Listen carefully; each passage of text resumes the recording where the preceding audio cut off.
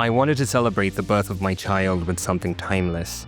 I considered planting a tree, writing a book, and a few other interesting ideas. But all along, it was clear that I was destined to celebrate the birth with a watch. And a field watch was the perfect choice because I needed something reliable for the exciting journey I was about to begin.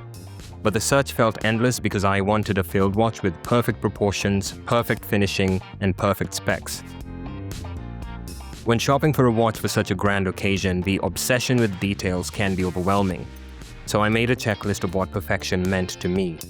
My perfect field watch would need a legible dial with bold numerals, no complications, no date windows, and the finishing would be rugged and fully brushed.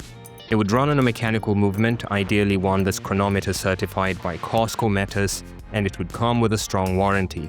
But beyond the specs, it would be reputable, retain some of its value, and still be priced fairly enough that I wouldn't be afraid to scratch it.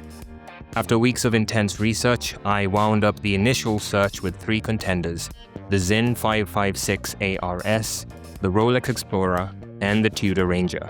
These are the 3 watches that promised to get me closer to that elusive idea of the perfect field watch.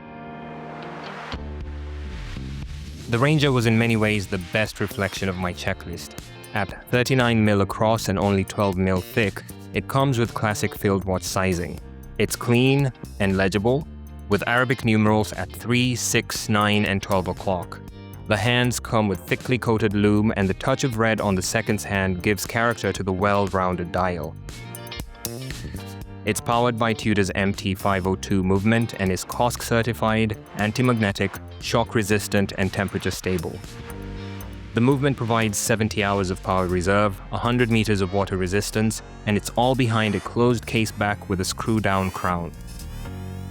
The Ranger felt less like a watch and more like a trusted tool, and that's exactly what I was looking for.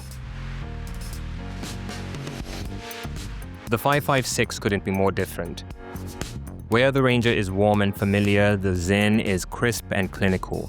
It's slightly smaller at 38.5mm, but it's more engineered with 200 meters of water resistance, anti-shock and anti-magnetic protection. The dial is deep black with razor-sharp white numerals and white hour and minute hands, but it's the red seconds hand that energizes the whole package. It uses a Sellita SW200-1 movement that is regulated to chronometer-like accuracy. I was impressed by the attention to detail, and their clinical approach spoke to me. The 556 felt less like something you wear and more like something you operate.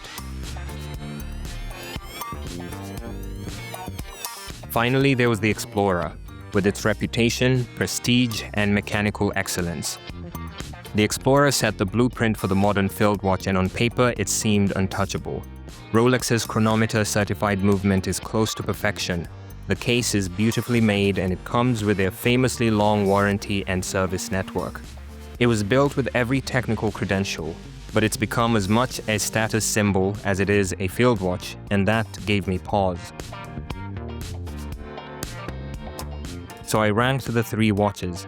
In terms of legibility, all 3 were excellent.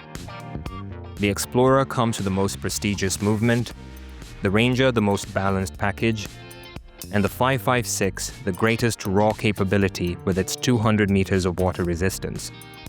The Ranger and the 556 both come with fully brushed finishing, while the Explorer is polished, and when I factored in the price and accessibility, the tables shifted.